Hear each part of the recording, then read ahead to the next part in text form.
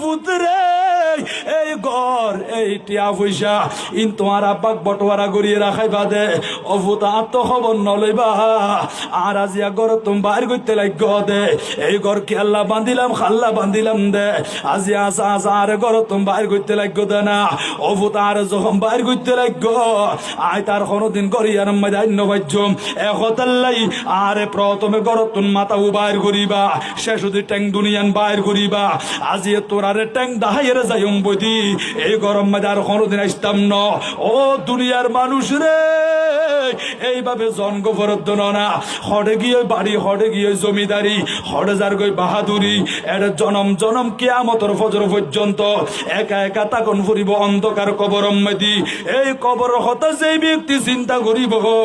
কবর লইয়ের যেই ব্যক্তি ফিকির করিব ইবের দিলিয়ান নরম হয়ে যাইব।